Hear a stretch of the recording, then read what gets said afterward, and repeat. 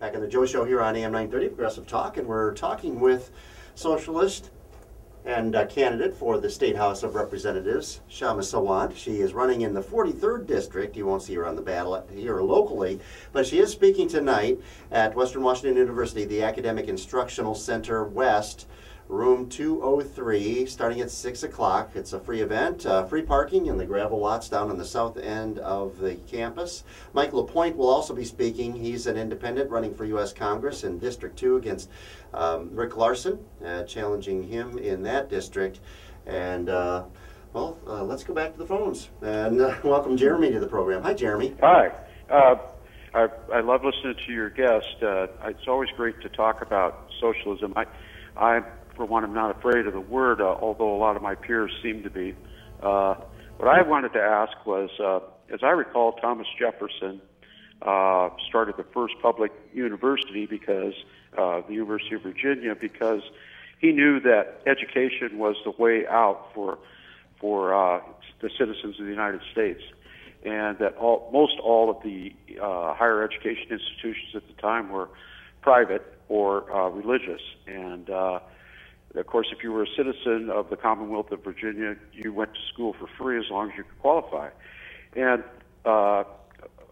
most people that I talk to, if the word socialism comes up, and whether or not Barack Obama is a socialist or not, they don't really understand the question. So I remind them of little things like that. That a free university is socialism. That's what it is.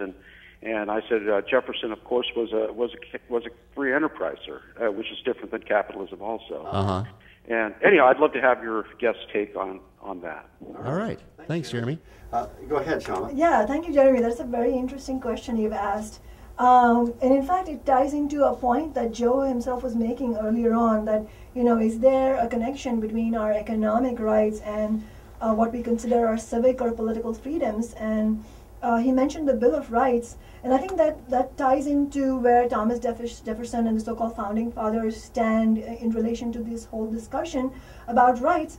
Because, first of all, if you think about all the amendments that give basic rights to ordinary Americans, every single one of them came from the Bill of Rights. And if you all, and your listeners probably know American history better than I do, and history shows that the Bill of Rights was the outcome of a struggle, and dare I say a bitter struggle, between ordinary people at the time and the ruling elite at the time, which included the Founding Fathers. And those basic constitutional rights that are now enshrined in the books, they had to be fought for. None of these things that we take for granted today came for free, but it raises an interesting point. It raises 2 points. One is that it shows that even in a deeply polarized society, such as we have under capitalism in the world, where virtually all the wealth and power resides in the hands of a very tiny elite at the top, even in such a situation, ordinary people can successfully advocate for, demand, and win victories for themselves in terms of basic rights, if there's enough of a momentum for that. And that's where I think the key thing that we should be thinking about in today's age is mass movements, and strategically successful mass movements. And I think what it shows, what the Bill of Rights and the ending of slavery, the Civil Rights Act, and women's right to vote, the women's reproductive rights, all these things show that if there's enough of a pressure from below, even the most powerful and wealthy ruling elite will have to buckle. Because for them, at that moment, it will be a choice between bending and breaking. Because if they don't give in at that time, then the momentum of mass movements on the streets is strong enough to actually ask more fundamental questions about whether we even want this system. And if the capitalist class has any intelligence, which it does, it will decide, no, we don't want that, we should actually go ahead. But the other point that Jeremy's example shows is that capitalism itself, we are given this idea, what is capitalism? It's often defined as, it's rugged individualism, self-madeism, I pulled myself up from the bootstraps, so why can't those lazy black people do the same thing? What they won't mention is that capitalism itself and the wealth of the capitalist class rests not on their hard work, because all the hard work is done by working people.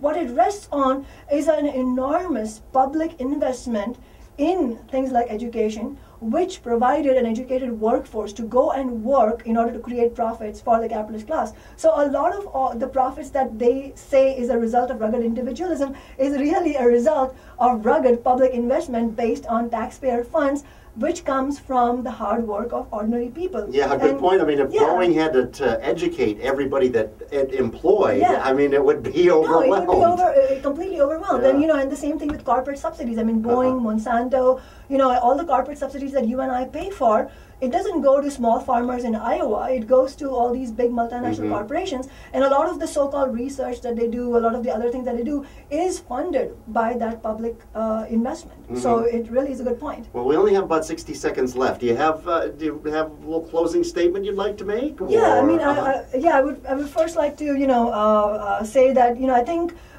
we have to ask ourselves the question, how long are we going to accept this political, economic, and social agenda that is decided by the people at the top, by the bosses? We have to start thinking about ourselves, and we have to say, look, there may be divisions among us, but let's not fall for this divide and conquer strategy that the capitalists want. I mean, if we start dividing ourselves up into men versus women, black versus white, unionized versus non-unionized, environmentalists versus pro-worker, then we have lost the battle. And I think the coal terminal discussion this evening will hopefully include those points. How can we bring the environmental movement and the pro-labor movement together? Because the reality is that their interests are tied. They will sink or swim together, and I think we need to keep that in mind.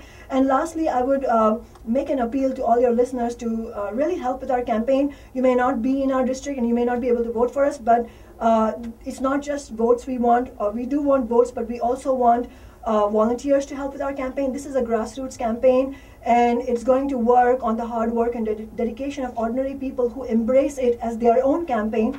And I would encourage everyone to go to votesawant.org. That's vote, SAWANT.org. And I also want to make a very sincere appeal for financial donations, because we're not taking any corporate funding. We want to be true to our principles, but that means that we need the community to support us. And please come this evening to participate in the discussion. All right. Once again, Kshama Sawant will be speaking. She's running for State House, District 43. She'll be speaking tonight, 6 o'clock, Western Washington University at the Academic Instructional Center West in room 203. It is a free event. Also joining her, Mike LaPointe. He is challenging Rick Larson in the District 2 race for U.S. Congress. And we've had Mike here on the program before. He's active in the Occupy movement and has a lot of great things to say as well. And the main focus of tonight will be discussing the proposed coal terminal, the coal trains, that whole issue. That will be the main issue, but of course, the discussion will be open to whatever questions people want to ask. All right. So I'll be happy to answer any questions. Well, it's really nice to meet you. It's great to have you here. It'd be great to have your voice out there in the public and part of the debate. I'm glad you're getting involved politically and helping to get the word out about that there is another way. Absolutely. We're not necessarily locked in. No, we're here. not, and that's the thing. That's one of the main things we hope to achieve with this campaign. It's not simply about winning a seat, which is absolutely important, but it's also about showing people that we need to find another way. All right, Kshama Sawant here on the Joe Show. Thank you. Cool. Anderson. Perfect. How did that go? That was good. Really good. Yeah, very good. At Anderson Paper.